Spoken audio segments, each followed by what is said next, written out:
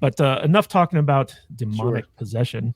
Let's get to feminist possession with Rapinoe ridiculed. Oh, we're going to start with that? Rapinoe! Rapinoe. Yeah, so basically, for those of you who don't know, women's U.S. soccer team got absolutely humiliated recently, and Megan Rapinoe, who is a very outspoken, kind of like feminist on the team, basically missed the easiest kick in the world to lead to their loss and elimination. And it's kind of an interesting situation where, like, basically the country that the team represents unanimously has been rooting against them. And Rapinoe goes out, like, she's retired. She goes out on this huge blunder, and even like everyone's ridiculing her over this. And in some way, it's kind of like a just desserts, because she's been so anti-U.S. and she's been very forward with like the liberal policies. Michelle, since you're the only woman on this panel, what's your take on this? Well, for starters, I was a person who always thought soccer was very boring. Like any sport where people are like excited that they scored one goal, to me, it's not my cup of tea personally. But I mean, it is kind of, you had to laugh, especially some of the memes where she kicked it and it knocks down Joe Biden. I mean, there are just a lot of good memes with this one. And I mean, I think it's sad. It's actually sad that they have so turned off so much of the country that we all like either didn't care or like genuinely cheered that they lost. It's just kind of a sad state of affairs, honestly. Mm-hmm. Yeah, Odin. So the U.S. women's team has been notoriously unpatriotic, and at least criticized for being unpatriotic during their representation of the U.S. as they go about, these tournaments. Like they don't stand for the national anthem or any of these things. Do you think that this is, just desserts for them? Oh, it absolutely is, and, a lot of people are bringing up different things like, well, this is just a sign that the world is finally catching up to us in, quality players, etc. And I think that there's some truth to it, but ultimately, what did the loss come from? It came from missed penalty shots and missed opportunities. And so seeing especially Megan Rapinoe have one of the, I believe actually, because I was watching it, she was the first to miss the penalty shot. And then after her, someone else missed. So she wasn't the only one responsible, but she was definitely one of the reasons as to why they got sent home. But after all the years, especially that they've been out in the media, in the news, really just lying about everything as far as their contract with the football league, the U.S. Women's Soccer League and everything. I'm actually someone that does appreciate soccer, but I'm very specific. I only like World Cup soccer. I like when countries are playing countries, and that goes for almost any sport in general. Right, I typically don't watch a lot of hockey, but when it's countries versus countries, I think that's really cool. I think that's a lot of fun. And so for them to be knocked out in the earliest stage that they've ever been kicked out by quite a bit. I mean, we're talking about a team that ever since the inception of the game has basically gone on to at least the semifinals, like at the very worst quarterfinals every single time that they've gone. Is just, again, very appropriate because it also shows their focus has not been on the field. It has not been on their game. It has been on politics, on pushing for more pay, not equal pay, more pay. I think that's the only accurate way of explaining it because the whole equal stuff just does not actually make sense when you break those things down. But they've been fighting for more and more money. And for this to happen to this team and to this person in Megan Rapinoe, it's very well deserved. And the other thing, too, is I think about in the history of American sports and the history of any time a team has represented America, I don't think there's ever been another team, correct me if I'm wrong, where people have actually actively rooted against them. Like, as far as like wanting them to actually lose. I can't think of another American team where that has actually been the case. Unless there's like a basketball team in the recent era at the Olympics or something. But I mean, again, that to me speaks volumes as far as where this team is. Yeah, Tom. So the U.S. women's soccer team apparently has repeatedly advanced claims that police hunt unarmed black men, LGBT people are unsafe in the United States, women don't receive equal pay because of discrimination against their gender. Pretty much name every left-wing talking point. This team has been out there promoting it. Do you think that sports players should just stick to sports instead of politics? I mean, look, everybody has a right to speak their mind. That's what's great about America. You have the freedom of speech, but you also have the freedom. People have the freedom to tell you to shut the fuck up and or not listen to you or pay attention to you anymore. And honestly, I had never heard about this person before this last week. This is the first time I've heard anything about them, and I've heard more than enough about them in the last week to know that I don't care. This is another reason why women's sports just generally don't take off, because there's too much griping, pissing, and moaning and other stuff involved. Like you just said, I've never once in my life heard anything like this to where they're like, F America, and all this kind of stuff. Like, okay, then go play in Canada or something, because, Yeah, why are you here? I've never understood this. In all my years, my 43 years of living, I've never seen so much hatred towards America in our whole life. Even when we've had enemies on the other side, like, I don't even remember, like, we've even had this thing where people were like, yeah, don't talk bad about them. Like, well, they're our enemies. Well, that's not the point. The point is, we don't have to want to fight them. We would like to be friends with them when this is all said and done. It's like those kind of mentalities have gone out the window. It's always an us versus them mentality. And that's what this woke culture has fostered so much. And again, I'm not surprised. It's almost like schadenfreude for a lot of people when you see somebody do something like that, especially if they've been so, been such a jerk to you or, your country or just in general. And it's like, I'm especially sick of seeing it out of like sport, athletes, actors, stuff like that. It's like you folks, and this goes along with the strike business too. It's like you folks get to do what kids on the playground dream of doing when they grow up. You literally get paid to either play sports or play pretend, right? Like, can't you just take, that in stride and go like, look, I'm lucky to have that much. Sure, there's a lot of things that need to be fixed when it comes to the writing and the acting in Hollywood. We all know that. We could use a lot of new writers and actors right now. Trust me. But they don't see that. So, but at the end of the day, I think it's funny. What do you, I don't care. I thought it was the hair's fault. The blue hair, Yeah.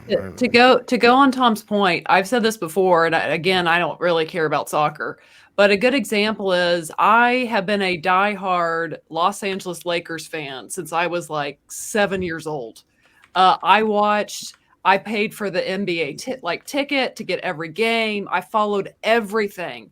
And after 2020, and they even won that, I didn't even watch the playoffs, and I haven't really gone back and watched since, because there comes a point you get tired as the audience of, in the case of the NBA, you've got these men that are built like Greek gods, people like LeBron James.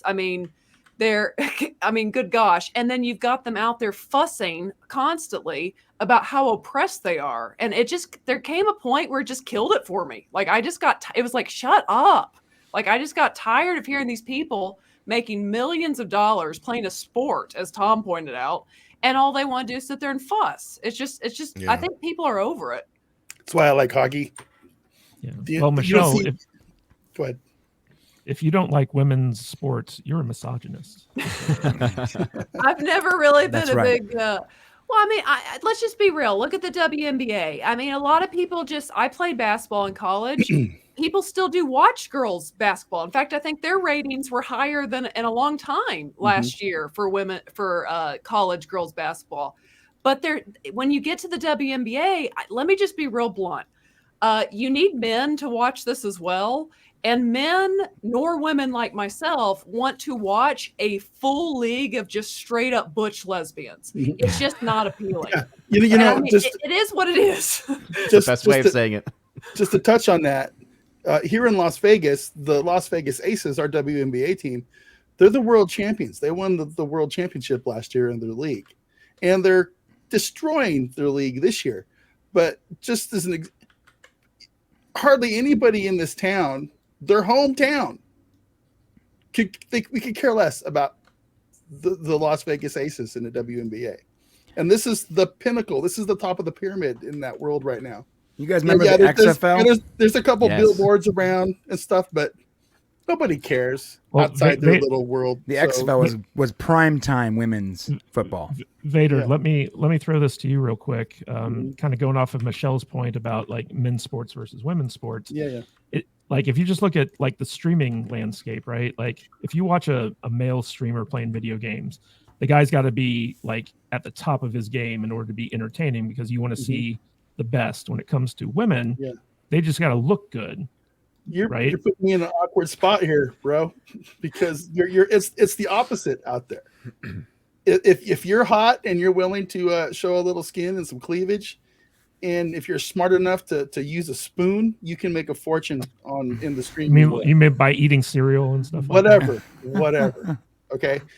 Yeah, and the guy's got to go next level. You got to be like Dr. Disrespect or Tim Tatman or somebody like that, Or become a woman. or to make it out there. Or identify as a deer.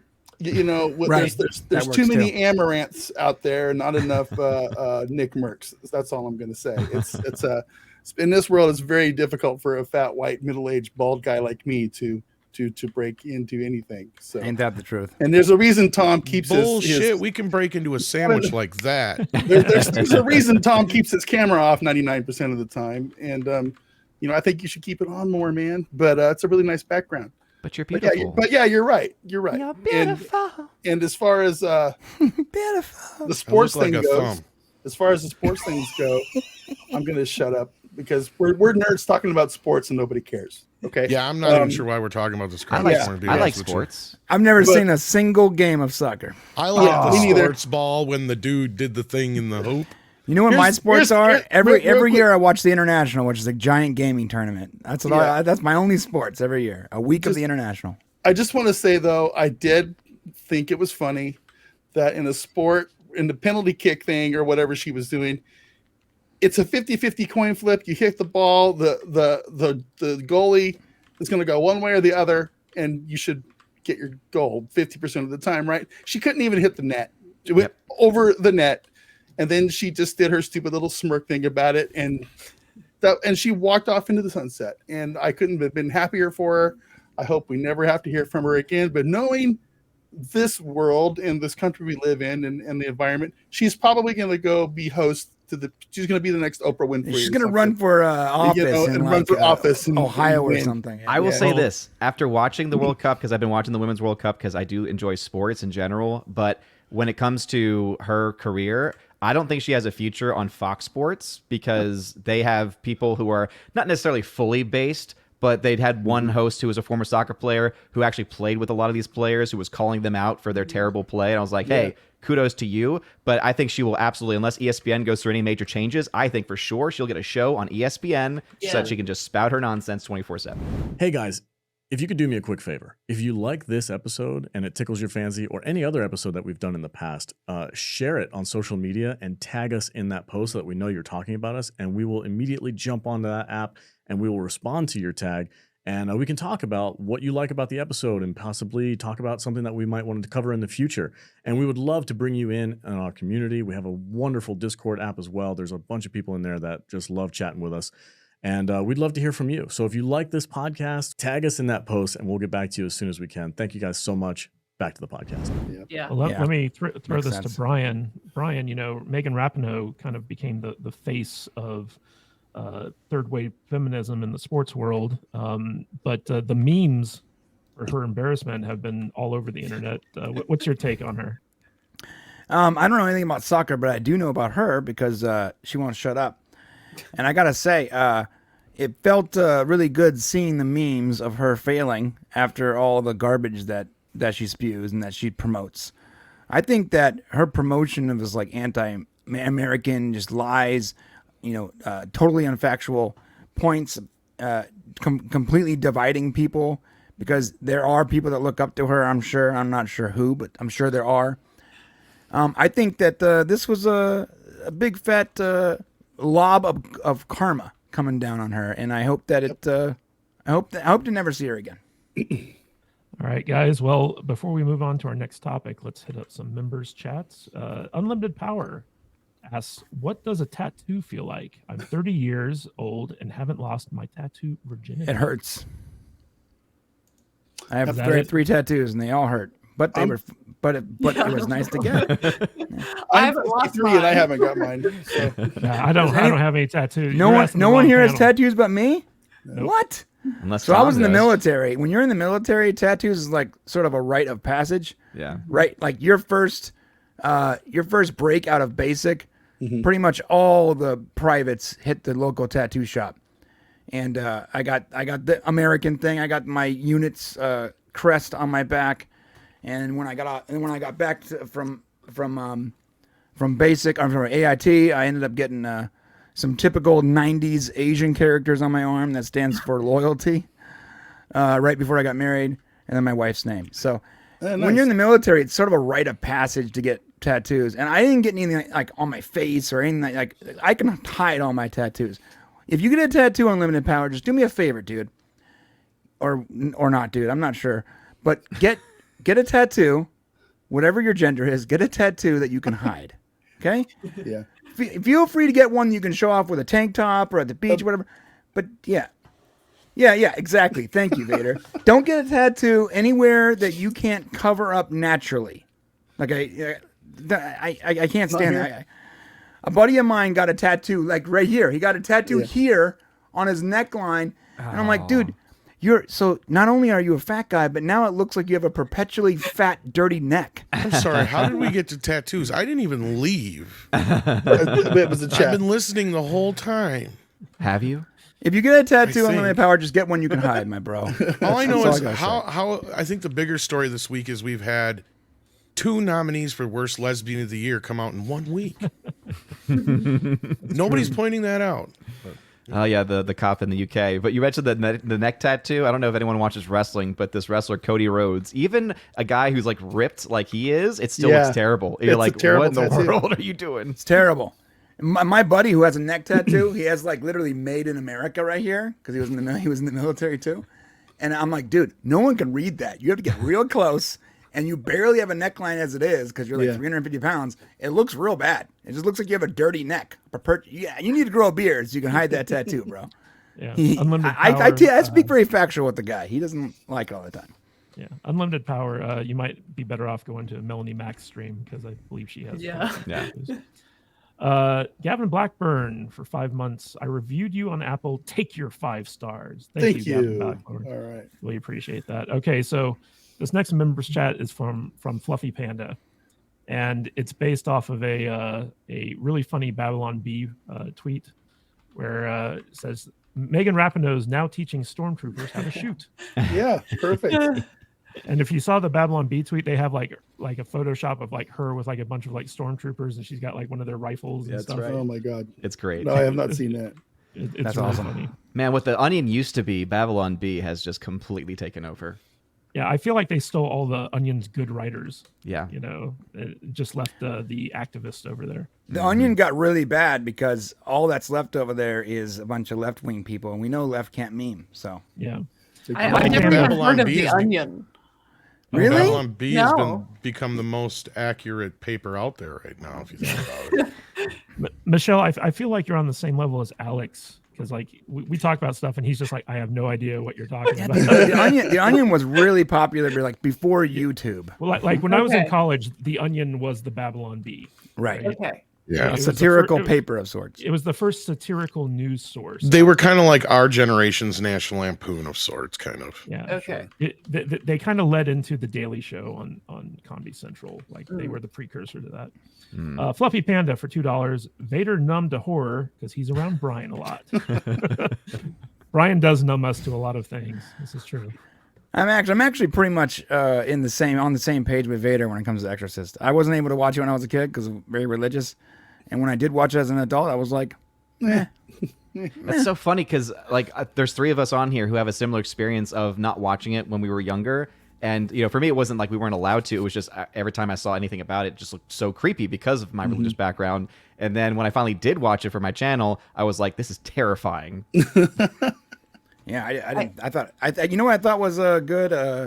The one with the demonic kid, Omen, I think it's called. Or Oh. Damon, whatever that movie that I think is. it's The that Omen. freaked me out. I I think think it's it's The the Omen. Omen. Yeah. That freaked me out. I watched that like a few years I'll have to ago. give that one a watch. Yeah, I don't Michelle think. Oh, go ahead. Go ahead. I was gonna say you wanted to say something. Yes, I was gonna say, I don't think it's gonna be a surprise to anyone here that I've not seen The Exorcist. Not surprised. No, I think Natalie has though, but I've not seen it. To me, you guys let me know. Is it more scary or is it more stuff that is disturbing? Because I feel More like psychological horror. scary and disturbing. There are both though in there Okay. for sure. Yeah, I mean, it depends on. Well, Everyone's Like- different. Yeah. yeah. You also got to remember that at the time The Exorcist came out, it was kind of a groundbreaking horror movie because nothing like that had really been seen on screen. It was the before. first movie to really take that kind of stuff seriously. Like at that point, Yeah. you got to like we had the most like horror movies at that time were things like Night of the Living Dead, and this was even before Texas Chainsaw Massacre. So it's kind of like or like super B like drive-in horror movies. that Yeah, were, like, yeah. really campy. You know. And Michelle, since I know that we both watched Nefarious, that film completely 100% psychological thriller with no real horror stuff in it. Whereas this one, there are definitely a lot of key moments in there where you're like, oh boy. So Yeah. depending on your personality, like depending on just your disposition to that kind of stuff, for me, it Yeah. freaked me out. For others, obviously, for Yeah. others I here, mean, that didn't freak them out. But There's a scene with a crucifix in The Exorcist, Mhm. which shall not be reiterated here on stream. Oddly enough, did anyone here watch the Fox like TV show reboot with Gina Davis? no. no. No, it Was was it actually any pretty good. I have taste. I thought it was actually pretty good. Fluffy Panda for $5. Yes. Bill Burr nailed women's sports problem. Great video. They'd rather watch gals tear each other down reality TV than support WNBA or So soccer. true. Or That is a great clip. It is. scantily clad in a mud wrestling ring sounds very entertaining as well. Gosh. Well, I mean, again, the college girls basketball saw an increase this year, but I think in college girls, there's still enough women, young women in it that there's femininity in it. Yeah. By the time it goes to the WNBA, it's lost it all. Like any pretty girl's not there anymore. They're all lesbians. It is what it is. Should be the Well, they them NBA. Yeah. I wouldn't be surprised if it's also entitlement too, because if you look at what the battles that the WNBA have been trying to have, it's been trying to get more pay, more money, and it's like your league can't even support itself. Like literally, if the NBA was not paying for your league, it would not exist. Like that's just how little it is. And so there's such an entitlement for them because of that. Who would have thought? You provide and basically, allow someone to exist in a type of league like this, subsidize them, and what happens? They get complacent, and then they think they actually deserve more than what they're getting. And so I think that's probably why you see in college it's actually probably more entertaining because they're trying and they're actually competitive. I think one last thing to touch on this Megan Rapinoe thing is I believe after they won their first game at the World Cup this year, or they tied, an exciting 1-1 tie or some nonsense like that. They asked Megan how she felt about the win or whatever. And this isn't a quote, but she said something along the lines about how it was great to be getting the same pay as the guys for this tournament or something like that. So she couldn't even talk about the game. She just had to say, it's really nice to get paid. And it's just like, okay, done. You say, get out of here, so. Well, right. my joke aside, I think Michelle made the bigger point here. Why women's basketball in college is probably still popular compared to, adult basketball is because they still look like women, right? Like that's the thing. If men are going to watch women's sports, they want to see women look like women. They don't want to see women who look like men. Like that is one of the most unattractive things to most straight guys. Like it's Foxy boxing, the lingerie bowl, like all that. yeah. And, it's real quick. Women's softball, Fluffy Panda is talking about the Bill Burr thing, and it was really hilarious because he just to hijack this real quick.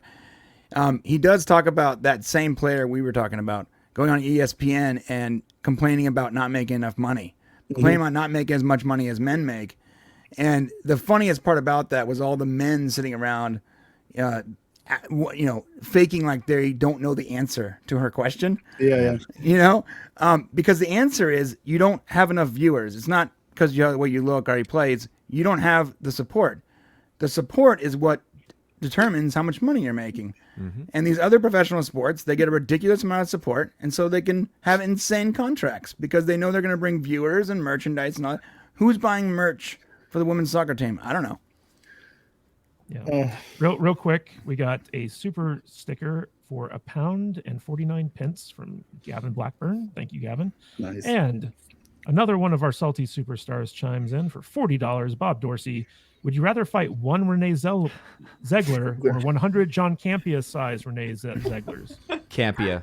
Campia, 100% Campia. Sure. Yeah, I agree. 100 of them though? Yeah, whatever. Hot. That gives me 100 opportunities to smack that face. Right. Again, I mean, it's 100 chances to kick that dude in the face. That sounds great. So, he has such a punchable face, though, right? Oh my god, He really does. That's Whoa. really does. Can I have R&B as my tag team partner in that? Oh my Oh, yeah. god. Every time Campia goes off on some like, why does everyone have a problem with the term woke? Yeah, I am a social justice warrior. What's the problem with that? Like, oh my god, he's such a You'd boomer, think man. he'd figure it out after a while. That's the funniest part. Yeah. Just, I mean, and I've heard stories about him, and I've talked to enough people that know him that it's like he's not a complete moron, but yet he is at the same time. It is the most strangest thing in the world, and it just goes to show you how woke culture can make very intelligent people complete freaking morons at the end of the day. It's just hilarious. Well, he knows his audience, so more power to Well, him. Whatever. does he? Wasn't he attacking? Does him he the other though? Yeah, I was gonna say. Yeah. I think, at this point, He still gets the views, man. Can't. not really, because here's Not the as thing: much. Midnight's Edge After Dark streams about the same time he does. We get almost as many live viewers as he does, but if you look at the replays, our Yeah, replays are better than his, and we have like a third, if not less than that, on our subscribers on our channel. He abandoned Like, YouTube, didn't he? Yeah. Like he just posts highlights now on YouTube. I think I don't know if he still did. He quit doing live show. So Wow. basically, he wanted to focus more on the audio end of things, and then he was like, nobody watches our live stream, but they watch a lot of our clips. So we're just going to put up clips instead of having to do a fully produced live stream. He still doesn't get it, does he?